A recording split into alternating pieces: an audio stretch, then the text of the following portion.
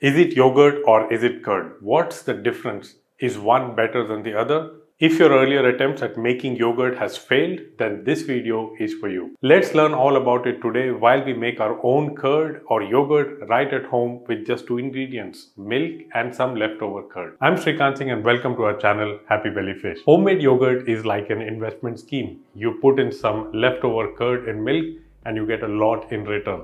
And it's not just money that you save. You have the assurance here that it's fresh, that there are no thickeners and preservatives in it, and it's not heat treated post fermentation to extend its shelf life, which means the probiotics in the yogurt are still intact, which is a great news for your gut. While making yogurt at home is a straightforward process, people still get a hit or a miss even after several attempts. I will explain the reasons behind it, but the first thing that matters the most is the type of milk you're using. The best type of milk that you can use to make yogurt or curd at home is full-fat whole milk. Mostly you will get pasteurized milk, which is okay, but avoid using UHT, which is ultra heat treated milk, and homogenized milk. Both of these type of milk will give you a soft texture in the yogurt which will never really set or become firm. Your best choice, of course, is raw milk, which is what I'm using. And since the milk is raw and for safety reasons, even though it has come from the most hygienic source, I will be boiling it. I'm going to make a large batch of yogurt. So I'm boiling around 3 liters of milk. You do not have to make so much yogurt at once. And here's the thing that almost always happens even if you have been boiling milk all your life. The solids in the milk tend to stick to the bottom of the pot during boiling. So you have to make sure that you stir it every now and then, and try to use a wooden spatula if you want to save your utensils from scratches. This cream that sticks to the bottom of the pot and starts to burn, it creates a bitter aftertaste.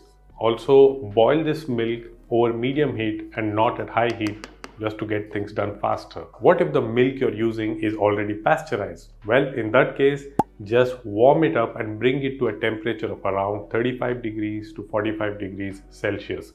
Using cold milk or milk that is at room temperature will give you yogurt that is thin and it may not set properly. Now, just before the milk comes to a complete boil, turn off the heat and set it aside to cool. And this can take a good long time, around 40 minutes to an hour. So to speed things up, you can place this pot in a cool water bath to reduce the time to about 15 to 20 minutes. The milk needs to cool to around 35 to 40 degrees Celsius, which is comfortably warm to touch.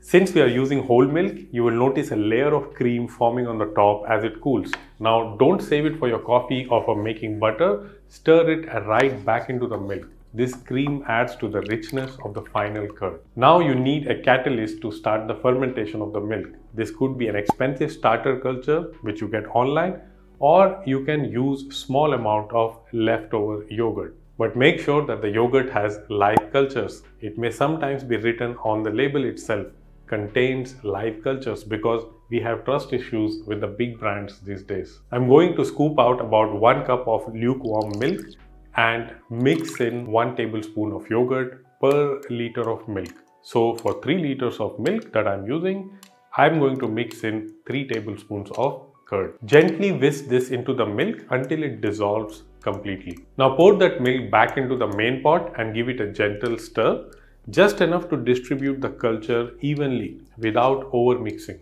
Now all that this needs is some time in peace.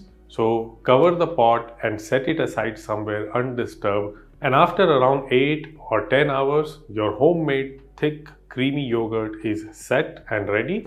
But here's the thing, sometimes it can be slightly late or sometimes it can be earlier than you expect. So don't just go by time, but actually check if it has some firmness and some structure.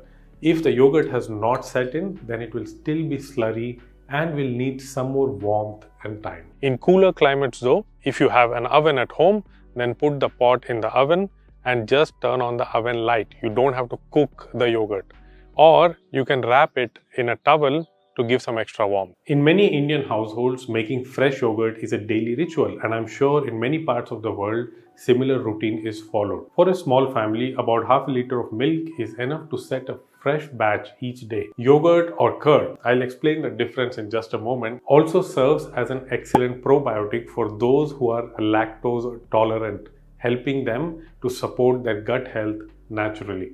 In the next video, I will show you how you can make healthy flavored yogurt and even turn it into delicious yogurt ice creams right at home. So don't forget to subscribe to our channel, and if you have found this video helpful so far, there's much more coming.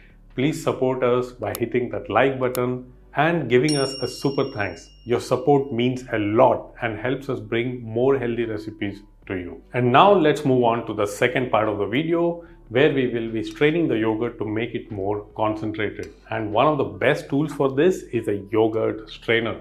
Its job is simple. It removes the whey water from the yogurt. This process thickens the yogurt and it gives a texture that's almost like cream cheese.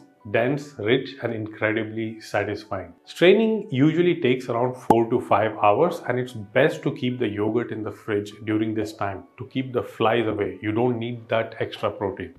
That slows down further fermentation while allowing the whey to slowly trickle down, leaving behind the creamy solids in the mesh. But it's not just about the texture. When you strain yogurt, you also concentrate its nutrients, especially the protein.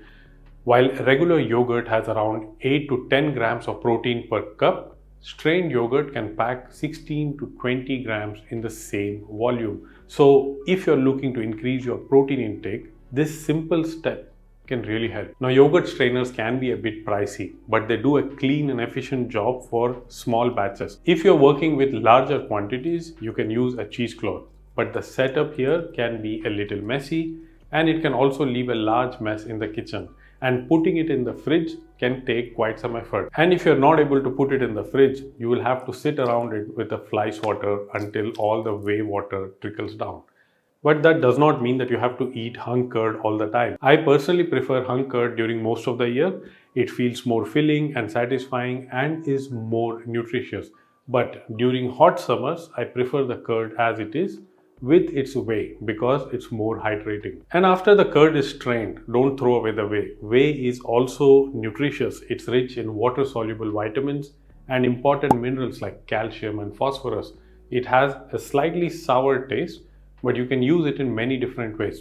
You can add it to your smoothies or juices, or use it to knead the dough for your roti or bread. You can even stir it into certain types of curries where a bit of tanginess is welcome, making your cooking a more flavorful and less wasteful experience. To save it for later, you can pour it into ice cube trays and freeze. And this way, it can last for a couple of months easily. So here we come to that popular confusion. Are curd and yogurt the same thing? They're both fermented milk, but they are different. The bacterial strains in the curd can vary widely depending on your kitchen environment, the season, and even the container that you're using. That's why curd can sometimes taste a little different from one home to another, or even from one season to another. In summer, it might set faster and turn more sour. In winter, it might take a little longer and will taste milder. Yogurt, on the other hand, is an industrially produced curd where careful selection of bacteria is used under controlled conditions to create a product that suits the taste preference of specific regions. Yes, that's how customized and technical it can get. Sometimes it's even heat treated after fermentation, so it has no probiotics left. In other cases, live cultures are added after fermentation, and it's sold as probiotic-rich yogurt, and often at a price that makes you dig a little deeper into your pocket. So remember, curd will taste tangier because the bacteria are wild, whereas yogurt will taste smoother because well-schooled bacteria have been used. But eating yogurt won't make you a more civilized human being. There are other cures for the animal inside you. So once again, technically speaking, yogurt and curd are not the same thing. And most likely, when you're making yogurt at home, you're actually making curd, because you cannot control the environment and also the bacterial strains that are used. You can use this term interchangeably at home unless you eat science for breakfast. Now, some shopping advice. People usually don't know this, that in several countries, Greek yogurt is a GI protected term, which means only yogurt that's actually made and strained in Greece can legally use that label. If it's made elsewhere, even with the similar method, it will usually be called Greek style yogurt. When buying yogurt or curd, especially when you want to use it for a starter culture or even for your gut health, Take a quick look at the labels and stick to simple ingredients like milk and live cultures only.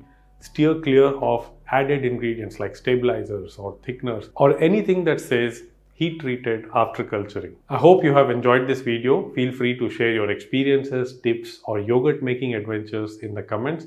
I would love to hear from you, and I'll see you soon in the next video.